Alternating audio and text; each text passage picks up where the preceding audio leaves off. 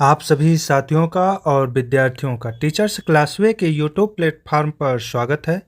और आज मैं आप लोगों के साथ टीजीटी पीजीटी आर्ट के बहुत ही महत्वपूर्ण टॉपिक कला के तत्व के दूसरे पार्ट के 50 महत्वपूर्ण प्रश्नों पर चर्चा करूंगा। तो चलिए शुरुआत करते हैं। आज का टॉपिक है कला के तत्व पार्ट 2। और आज का पहला महत्वपूर्ण प्रश्न है, वर्ग या आयत के त्रिआयामी रूप से कौन सी आकृति बनती है? तो वर्ग या आयत के त्रिआयामी रूप से घनाकृति बनती है। कौन सी आकृति बनती है? घनाकृति आकृति बनती है। घनाकृत चूंकि ज्यामिति में घन एक त्रिआयामी वस्तु होती है जिसमें 6 फलक होते हैं, 6 बराबर आकार के फलक होते हैं और हर फलक एक वर्ग होता है। इसमें ज्यामिति में 6 फलक होते हैं और हर फलक एक वर्ग होता है। इसी कारण इसे खटफलकी भी कहा जाता है। इसी कारण इसे खटफलकी भी कहा जाता है। तो नेक्स्ट,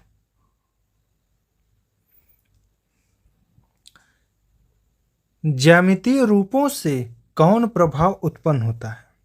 ज्यामितीय रूपों से कौन प्रभाव उत्पन्न होता है? तो ज्यामितीय रूपों से कोणात्मक प्रभाव उत्पन्न होता है।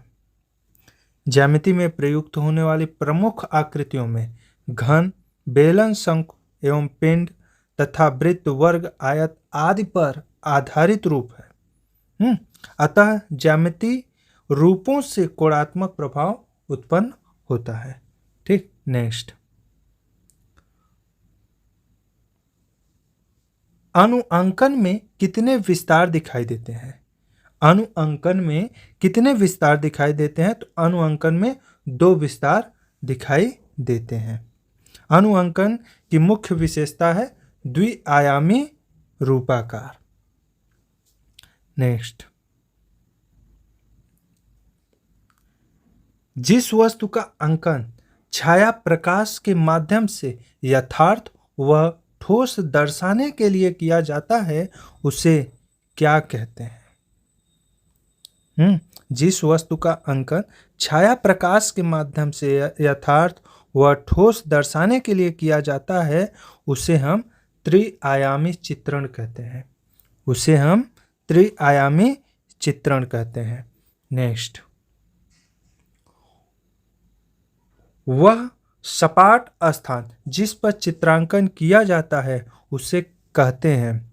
तो सपाट स्थान जिस पर चित्रांकन किया जाता है उसे अंतराल कहते हैं।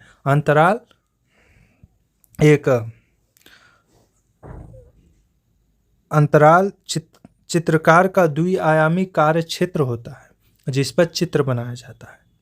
द्विआयामी कार्य क्षेत्र होता है जिसमें कोई स्पर्शनीय वस्तु स्थित होती है, उसी को अंतराल कहा जाता है।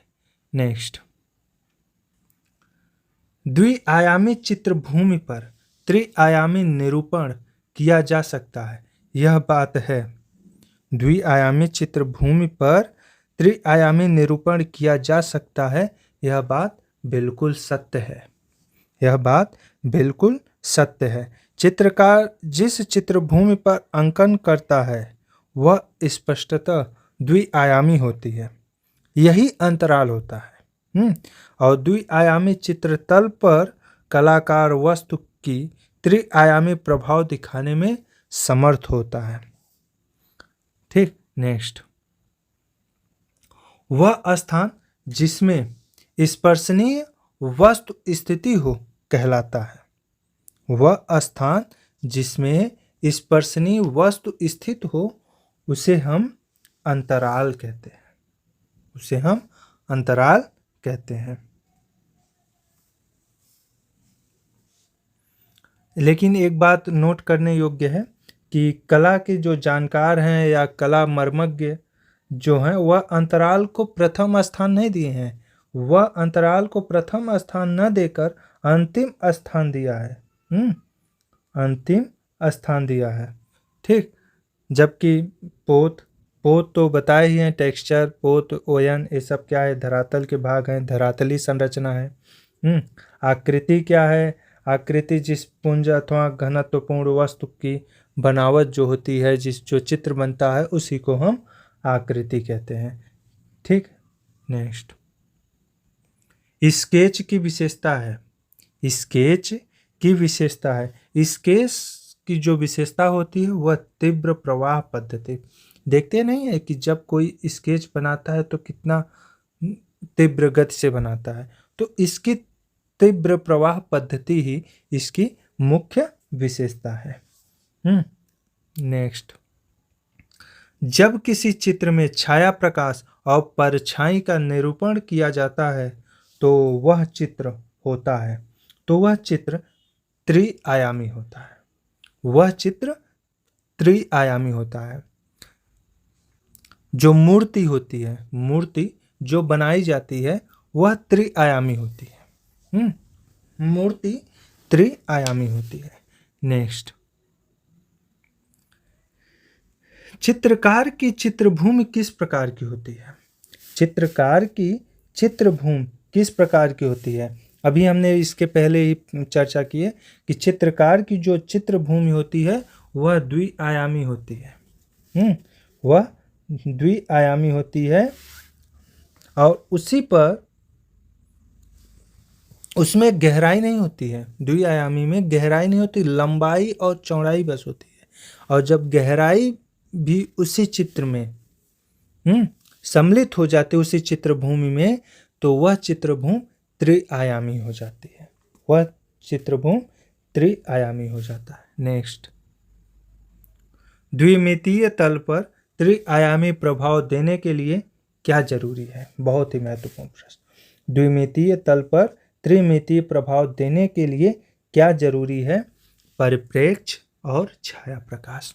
इसके पहले ही प्रश्न पे चर्चा की ना कि छाया प्रकाश और परछाई का जहाँ निरूपण होता है उसी को हम त्रिआयामी कहते हैं। नेक्स्ट, स्पेस है। स्पेस क्या है? स्पेस क्या है? स्पेस मतलब क्षेत्र। स्पेस या अंतराल क्षेत्र को कहते हैं। वह स्थान जिसमें कोई स्पर्शनीय वस्तु स्थित हो उसे हम अंतराल कहते हैं। और अंतराल कला के तत्व हैं। नेक्स्ट, निम्नलिखित में से त्रिआयामी कला कौन सी है? निम्नलिखित में से त्रिआयामी कला कौन सी है? हमने अभी पिछले प्रश्नों में बताया कि मूर्ति कला जो है वह त्रिआयामी है, क्योंकि उसमें लंबाई, चौड़ाई और गहराई तीनों चीज़ें होती हैं। तो इसी कारण मूर्ति कला त्रिआयामी कला होती है। नेक्स्ट, मुलायम, कठोर, चिकना, रूखा, जिसको अपरिष्कृत कहते हैं, किसके उदाहरण हैं? मुलायम, कठोर, चिकना, रूखा, यह सब किसके उदाहरण है? यह सब पोत के उदाहरण है। पोत क्या है? पोत को हम ओयन भी कहते हैं, टेक्सचर भी कहते हैं, और हम इसी को धरातल भी कहते हैं। तो जो धरातल होता है जिस पे चित्र बनाई जाती है वह धरातल मुलायम भी हो सकती है, वह धरातल कठोर भी हो सकती है, और वह धरातल चिकना भी हो सकता है, और वह धरातल रूखा भी हो सकता है। तो जैसी धरातल रहेगी वैसी ही चित्र बनती है। ठीक है, तो जब भी यह प्रश्न आए कि मुलायम, कठोर, चिकना, रूखा, यह सब किसके उदाहरण है? अगर पोत लिखा है तो पोत के उदाहरण है, अगर ओयन लिखा है तो ओयन के उदाहरण है, अगर एग्जाम्पल में अगर विकल्प में टेक्सचर है तो टेक्सचर का उदाहरण है, धरातल है तो धरातल के उदाहरण। ठीक है, नेक्स्ट, अंतराल में गहराई दर्शाने पर क्या प्रदर्शित होता है? अंतराल में गहराई दर्शाने पर क्या प्रदर्शित होता है? परिप्रेक्ष्य प्रदर्शित होता है। गहराई को सम्मिलित करने पर जो चित्रभूमि होती है वह त्रिआयामी हो जाती है। ठीक, और इसमें वस्तुओं में गहराई का आभास उत्पन्न हो जाता है। नेक्स्ट, निम्नलिखित में कौन सी चीज प्लास्टिक आर्ट का हिस्सा नहीं है? निम्नलिखित में कौन सी चीज प्लास्टिक आर्ट का हिस्सा नहीं है? तो प्लास्टिक आर्ट का हिस्सा गमक नहीं है। जो गमक है यह प्लास्टिक आर्ट का हिस्सा नहीं है। गमक क्रिया मतलब संगीत से संबंधित है, तो संगीत प्लास्टिक कला नहीं है, यह स्वर कला है, वाणी कला है। नेक्स्ट,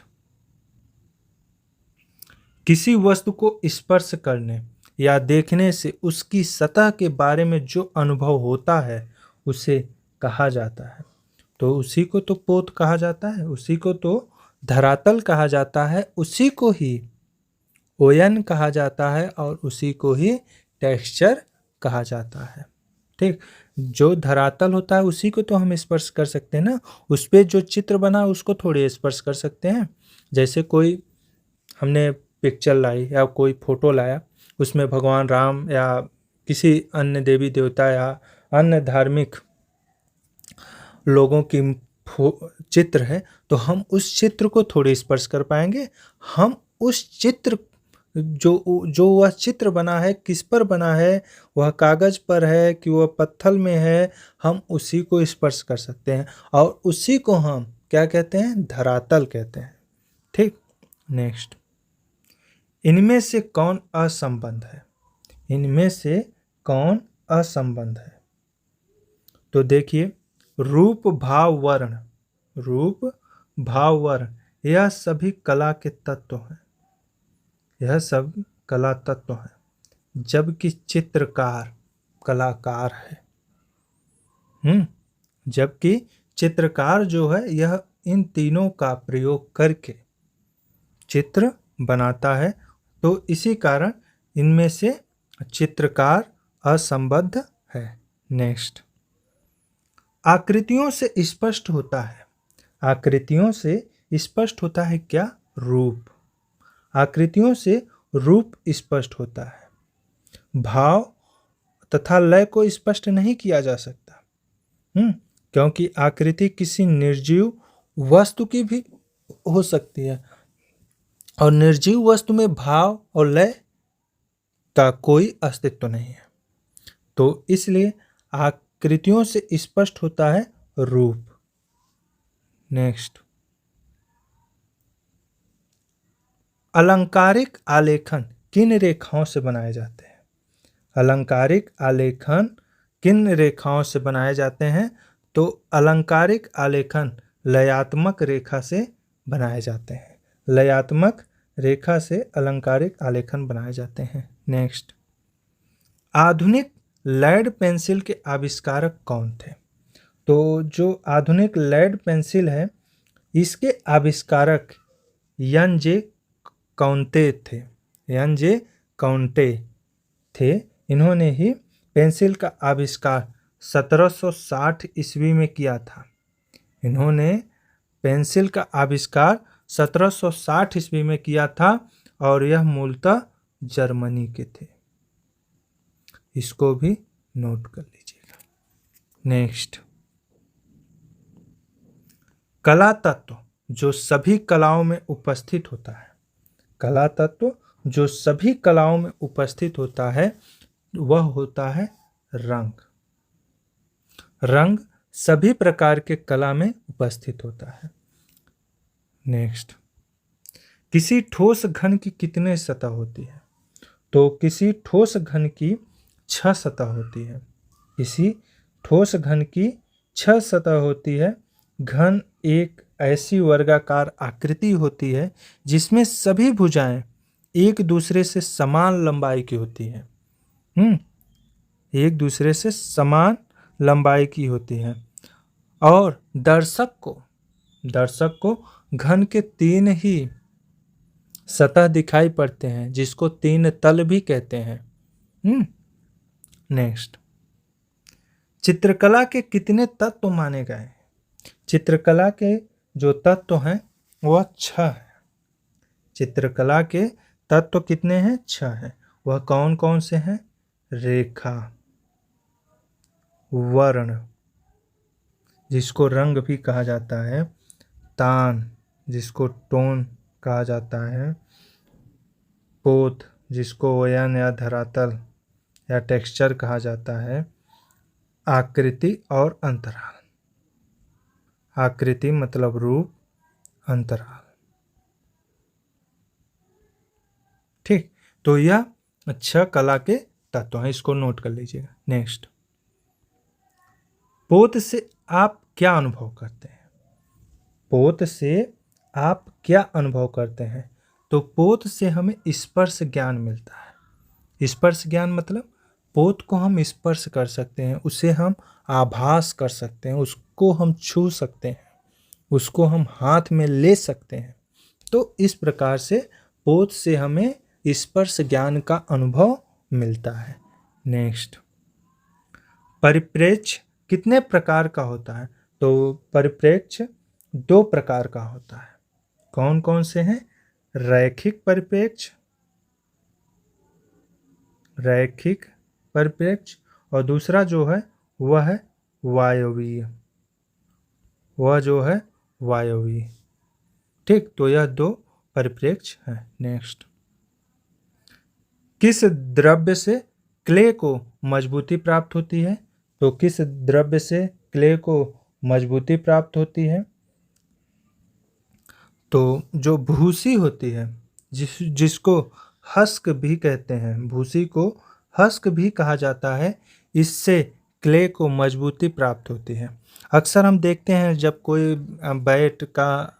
बैट होता है उसका हैंडल निकल जाता है तो फेविकोल के साथ भूसी का प्रयोग करते हैं। भूसी जो है या हस्क, उसका प्रयोग करके इससे क्ले को मजबूती प्राप्त होती है। जो सतह होती है उससे मजबूती हो जाती है, जैसे गीली भित्त पर, सूखी भित्त पर।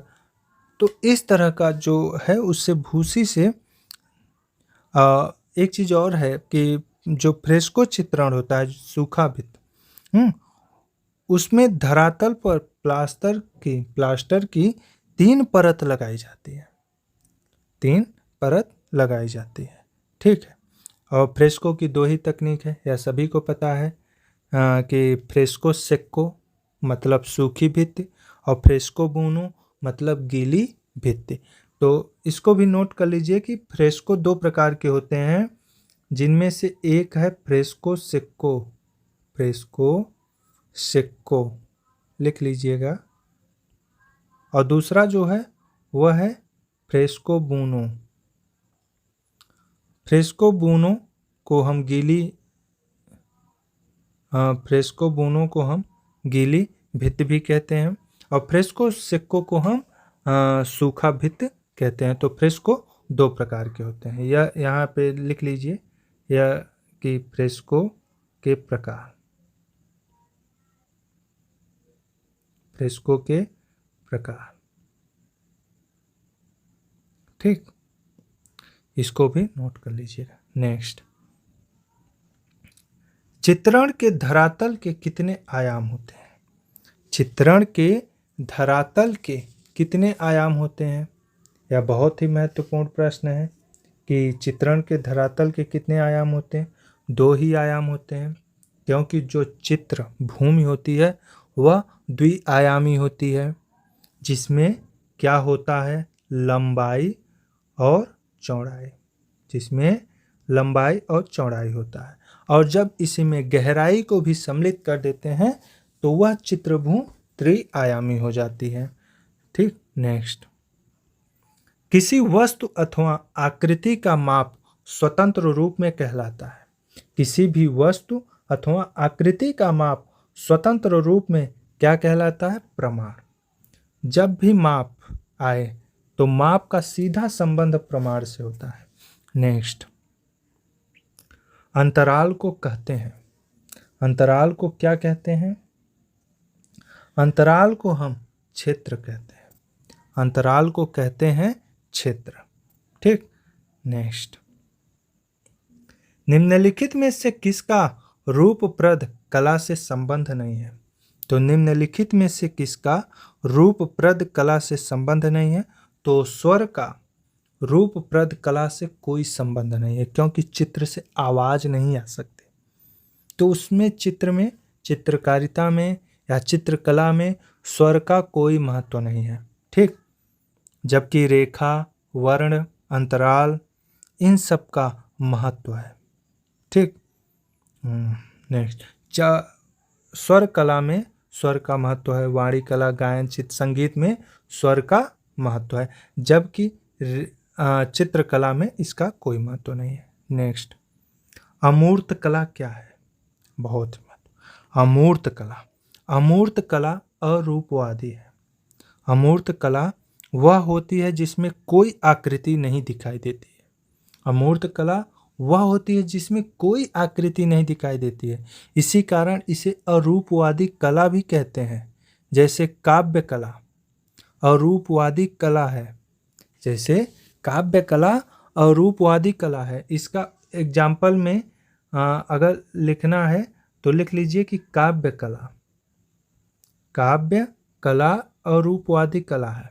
काव्य कला मतलब अरूपवादी कला में अमूर्त कला जो होती है उसमें कोई आकृति दिखाई नहीं देती है, ठीक। नेक्स्ट, इनमें से कौन सा रंग द्वितीयक रंग समूह का नहीं है? द्वितीयक रंग समूह का नहीं है। तो देखिए, सबसे पहले तो यह जान लीजिए कि द्वितीयक रंग क्या है। द्वितीयक प्राथमिक रंग, सबसे पहले तो हम यह जानते हैं कि जो प्राथमिक होता है, प्राथमिक रंग वह कौन कौन से हैं? प्राथमिक रंग लाल,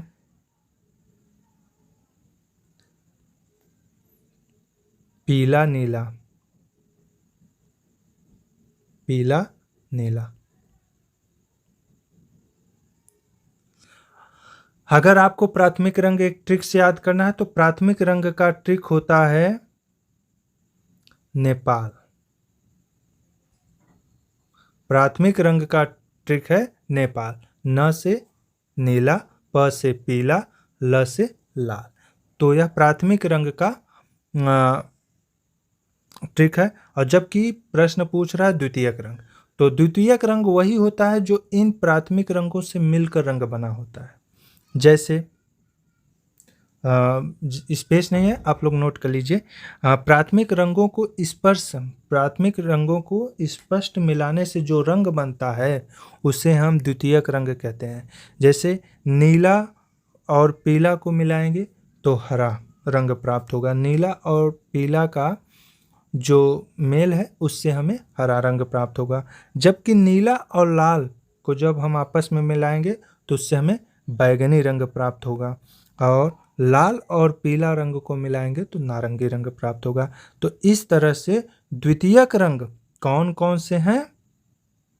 नोट कर लीजिए, हरा, बैगनी और नारंगी, यह सब द्वितीयक रंग है। यह सब द्वितीयक रंग है। इसको याद करने का ट्रिक है बहना। बहना, इसको याद करने का ट्रिक है बहना। ब से बैगनी, ह से हरा, न से नारंगी, ना से नारंगी, ठीक है। इन दोनों ट्रिक को भी याद कर लीजिए और नोट कर लीजिए। और प्राथमिक रंग कौन कौन से हैं? लाल, पीला, नीला, और उसका ट्रिक है नेपाल। और जबकि द्वितीयक रंग कौन कौन से हैं? हरा, बैगनी, नारंगी, जिसका ट्रिक है बहना।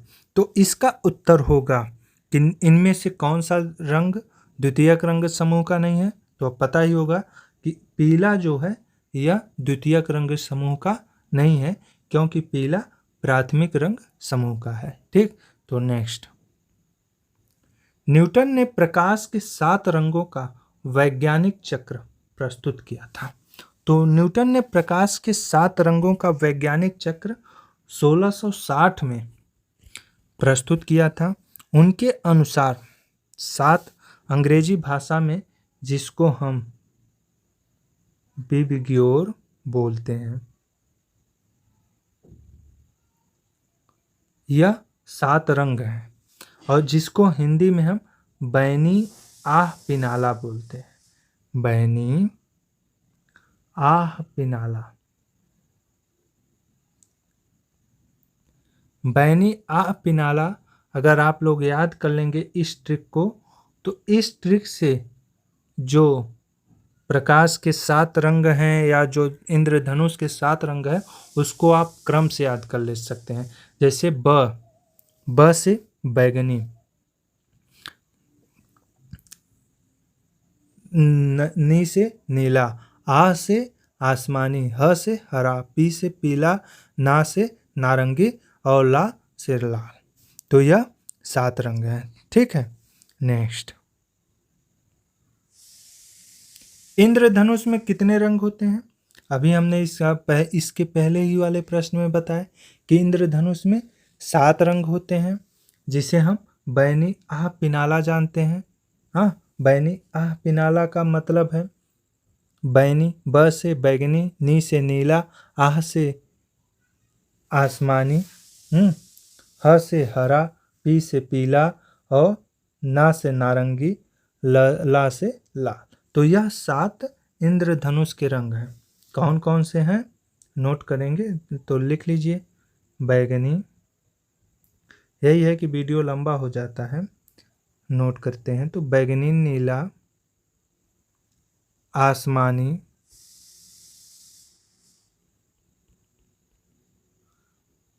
हरा, पीला, नारंगी और लाल। यह 7 रंग हैं, इसको नोट कर लीजिएगा। एक क्रम से भी है, ठीक है, तो क्रम से ही नोट करिए। और इसका ट्रिक है बैनी आह पिनाला, और अंग्रेजी के अगर स्टूडेंट हैं तो बिब की ओर। नेक्स्ट, काले व सफ़ेद रंग को माना जाता है। तो काला और जो सफ़ेद रंग होता है उसको हम अवर्णीय रंग मानते हैं। काले और सफ़ेद रंग को हम अवर्णीय रंग मानते हैं। इसको वर्णहीन योजना के तहत कहा जाता है। धूमिल मिश्रण होता है जिसके कारण इसे वर्णहीन रंग कहा जाता है। यदि किसी चित्र में केवल इन्हीं की योजना हो, मतलब यदि किसी चित्र में केवल काले और सफ़ेद रंग का ही प्रयोग हुआ हो तो वह चित्र वर्णहीन हो जाता है। जैसे सफ़ेद, भूरा, काला, अगर इन रंगों का प्रयोग हुआ हो। और ठीक है, द्वितीयक रंग जानते ही हैं, प्राथमिक रंग पता ही है, और गर्म रंग नारंगी और लाल होते हैं। नारंगी और लाल या गर्म रंग होते हैं। ठीक है, नेक्स्ट। समान अनुपात में नीले और लाल के मिश्रण से उत्पादन होगा। तो समान अनुपात में नीले और लाल के मिश्रण से उत्पादन होगा क्या? देखिए, सबसे पहले हम कुछ लिख देते हैं, जैसे लाल पीला। लाल पीला से मिलकर क्या बनता है? नारंगी। लाल पीला से मिलकर नारंगी बनता है। और जबकि लाल प्लस नीला, लाल प्लस नीला से मिलकर क्या बनता है? बैगनी। इसको नोट कर लीजिएगा। और पीला तथा पीला प्लस नीला मिलकर क्या बनाते हैं? कौन सा रंग? हरा। तो लाल और पीला मिलकर नारंगी रंग बनाते हैं, और लाल और नीला मिलकर बैगनी रंग बनाते हैं, और पीला और नीला मिलकर हरा रंग बनाते हैं। तो समान अनुपात में नीले और लाल के मिश्रण से क्या उत्पन्न होगा? लाल और नीले के से क्या उत्पन्न हो रहा है? बैगनी रंग। तो इसका उत्तर होगा बैगनी। ठीक, नेक्स्ट। निम्न में से प्रकाश की मात्रा सबसे अधिक किस रंग में होती है? तो प्रकाश की मात्रा जो है वह किस रंग में अधिक होती है? तो वह पीले में। पीला रंग जो है उसमें प्रकाश की मात्रा सबसे अधिक होती है। विज्ञान की भाषा में प्रकाश जो होता है वह सफ़ेद रंग का, श्वेत रंग का होता है, अर्थात इसमें सभी रंग उपस्थित होते हैं और इन रंगों को प्रिज्म के द्वारा देखा जा सकता है, जिसको ही हम विबग्योर कहते हैं। ठीक है, तो पीले रंग में प्रकाश की मात्रा सर्वाधिक होती है। नेक्स्ट, जो रंग शीतलता, राजस्व, सत्यता, आनंद, निराशा और दूरी दर्शाता है वह है, तो वह नीला रंग है।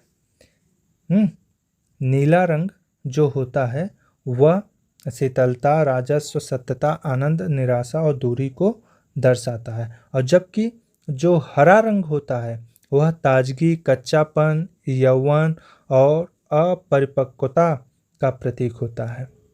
और ईसाई धर्म के अनुसार देखा जाए तो यह आशा, अमरत्व, ध्यान और पुनर्जन्म के प्रतीक के रूप में भी होता है हरा रंग। ठीक, और पीला रंग सर्वाधिक चमक एवं प्रकाश युक्त किंतु सबसे कम लोकप्रिय है। ठीक, और श्वेत रंग में हल्केपन और शीतलता का आभास होता है।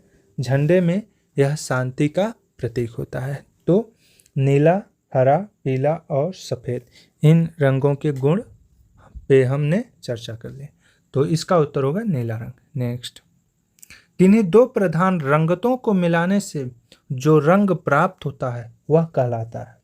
तो जब दो प्रधान रंग मतलब प्राथमिक, जब हम दो प्राथमिक रंगों को आपस में मिलाते हैं तो उससे हमें क्या प्राप्त होता है?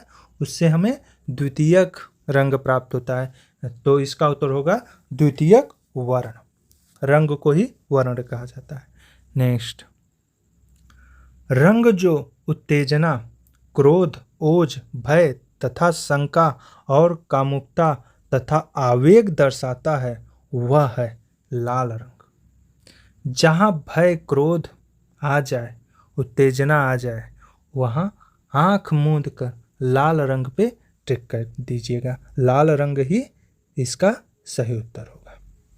ठीक, नेक्स्ट, कौन सा शीतल रंग ग्रुप है? तो शीतल रंग ग्रुप में आते हैं नीला, हरा, बैगनी। नीला, हरा, बैगनी, यह शीतल रंग ग्रुप है। नीला, हरा, बैगनी। नेक्स्ट, यदि काले वर्ण के बड़े स्थान के निकट छोटा सफेद स्थान हो तो वह प्रतीत होगा दुख का। यदि काले वर्ण के बड़े स्थान के निकट छोटा सफेद स्थान जो होता है वह दुख का प्रतीक होता है। ठीक, नेक्स्ट, शुद्ध लाल रंग के घेरे के बाहर किस रंग की अनुभूति होने लगती है? शुद्ध लाल रंग के घेरे के बाहर किस रंग की अनुभूति होने लगती है? हरा होने लगती है, क्योंकि किसी वर्ण के घेरे के बाहर उस वर्ण के पूरक रंग की अनुभूति होती है। मतलब विपरीत रंग। नेक्स्ट, रंग की प्रकृति को कहते हैं। तो जो रंग की प्रकृति होती है उसको हम रंगत कहते हैं। उसको हम क्या कहते हैं? रंगत। रंगत वर्ण का गुण है। रंग का गुण है, जैसे लालपन, पीलापन, नीलापन, हरापन, यह सब क्या है? रंग की प्रकृति है। तो रंग की प्रकृति को ही रंगत कहते हैं। ठीक है, नेक्स्ट, किस रंग की तरंग लंबाई सबसे अधिक होती है? तो किस रंग की तरंग लंबाई सबसे अधिक होती है? तो सबसे अधिक लाल रंग की तरंग लंबाई होती है। लाल रंग की तरंग लंबाई सबसे अधिक होती है और इसकी आवृत्ति जो फ्रीक्वेंसी होती है वह सबसे कम होती है। लाल रंग की आवृत्ति या फ्रीक्वेंसी सबसे कम होती है। इसको भी नोट कर लीजिएगा, सबसे कम होती है। ठीक है, नेक्स्ट, कौन सा रंग एक वर्णीय रंग के अंतर्गत नहीं आएगा? कौन सा रंग एक वर्णीय रंग के अंतर्गत नहीं आएगा? तो जो बैगनी है यह एक वर्णीय रंग के अंतर्गत नहीं आएगा। बाकी नीला, हल्का नीला, गहरा नीला, यह सब एक वर्णीय रंग है। और एक वर्णीय रंग को ही निकटतम रंग या समीपस्थ रंग कहते हैं। ठीक है। नेक्स्ट, किसी रंग को बहुत देर तक देखते रहने के बाद यदि हम आंखें बंद कर लें तो किस रंग का अनुभव होगा? तो किसी रंग को बहुत देर तक देखने के बाद यदि हम आंखें बंद कर लेते हैं तो हमें पूरक वर्ण दिखाई पड़ता है। हाँ, तो हमें पूरक वर्ण दिखाई पड़ता है, तो पूरक वर्ण का अनुभव होता है। जैसे उसका विरोधी रंग ही अनुभव, जैसे लाल रंग को देखने के बाद बहुत देर तक आंखें बंद कर लेते हैं तो लाल रंग का विरोधी हरा होता है। इसको भी नोट कर लीजिए कि लाल का विरोधी हरा होता है, पीला का बैगनी होता है विरोधी, और नीला का विरोधी नारंगी होता है। ठीक, तो जब भी हम किसी इन रंगों को जब देखेंगे तो इसके विरोधी रंग ही का हमें अनुभव होगा। ठीक है। नेक्स्ट, स्थिर बिंदु को दृष्टि से मिलाने वाली रेखा को कहते हैं। स्थिर बिंदु से दृष्टि से मिलाने वाली रेखा को हम दृष्टि रेखा कहते हैं। दृष्टि रेखा कहते हैं। स्थिर बिंदु क्या होता है कि जिस बिंदु पर स्थिर होकर आंख किसी दृश्य को देखती है वह स्थिर बिंदु कहलाता है। जिस बिंदु पर स्थिर होकर आंख किसी दृश्य को देखती है वह स्थिर बिंदु कहलाता है। ठीक है। तो नेक्स्ट, यह लास्ट प्रश्न है, 7 रंगों का एक वृत्त में घुमाने को कहा जाता है। तो जो 7 रंग हैं उनको जब एक वृत्त में, इस तरह से एक वृत्त में, अरे क्यों बन नहीं रहा, 7 रंगों को जब एक वृत्त में घुमाएंगे तो इसको हम क्या कहते हैं? इसको हम रंग चक्र कहते हैं। इसको क्या कहते हैं हम? रंग चक्र। तो यह 50 महत्वपूर्ण प्रश्नों का संग्रह था जिस पे मैंने आप लोगों के साथ चर्चा की। उम्मीद है कि अगर आप लोग निरंतर इसी तरह से अपनी पढ़ाई को रख रहे हैं, अपनी पढ़ाई कर रहे हैं, और जितने भी प्रश्नों पर मैं चर्चा करता हूं और उसके साथ जो अन्य प्रश्नों पर भी चर्चा करता हूं, अगर उसे आप नोट्स बनाकर उसका अध्ययन कर रहे हैं तो निश्चित रूप से मान कर चलिए कि आपकी सफलता में कोई रुकावट नहीं आ सकती। धन्यवाद।